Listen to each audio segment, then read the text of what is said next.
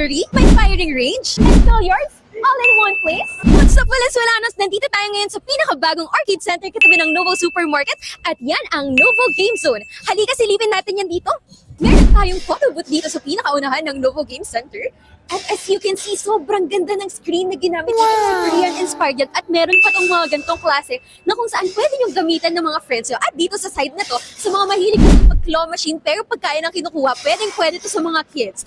And sa mga mahilig naman sa whack-a-mole, sa mga gustong ilaban, yung mga gusto nilang ipukpok dyan, ito na yung perfect para sa iyo. And dito sa port na to, meron din tayong naglalakihang billiards where you can play with your friends. At sa mga mahilig naman kumanta dyan, yes, as Filipino, di ba, mahilig tayo magkanta-kanta. So ito, meron tayong mga private karaoke dito sa Novo Game Center.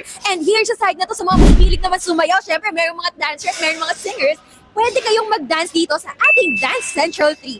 And of course, syempre hindi mawawala dyan yung mga mahihilig mag-basketball. So ito, meron tayong dalawang hoops dito para sa mga mahilig mag-basketball. And of course, dito naman tayo sa side na to, sa mga mahihilig naman sa claw machine, sa mga gustong kumukuha ng mga prizes dyan at nag-uwi ng mga stuff, you can try this claw machine. As you can see, very cute yung mga soft toy na ginagamit dito. Sa mga mahilig naman sa fire range, ito super bagong-bago. Hindi pa ako nakakita ng ganito sa mga games.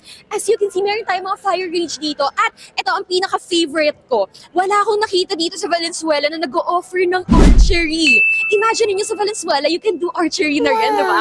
And here naman, sa side na to, meron namang mga ganitong classic street hero sa mga mahihilig sa mga games dyan. Dito naman tayo, support na to. Ay, ito pala, sa mga mahilig manuntok dyan. Oh, ito.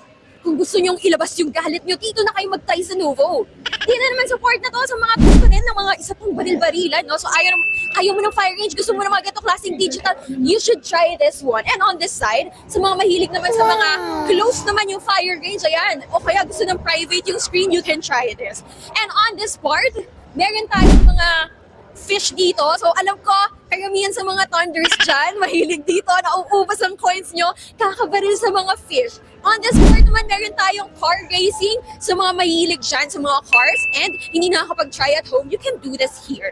And on this side, meron tayong coin buzzer. Yes, dito nauubos yung pera ko lagi sa mga game centers eh. Ito, kailangan mo lang maghulog ng coins dyan, and then kapag lumabas na dito yung mga coins, makakakuha ka ng mga tickets or coins din. On this side naman, meron pa tayong isa pang mga fish na pwede mo ring patayin. So, almost 3 yan na meron, no? Dito naman, sa mga feeling young o sa mga kids, sa mga chikiting, kung hindi kayo pwede sa mga firing range doon sa gilid, pwede kayo dito. Ito, water naman yung binabaril-baril dito. Tapos dito, isa pa na pwede sa mga chikiting din, car racing din siya, pero for kids din siya, ayan. So kung hindi kayo pwede sa mga ganong klaseng malalaking car racing, pwede dito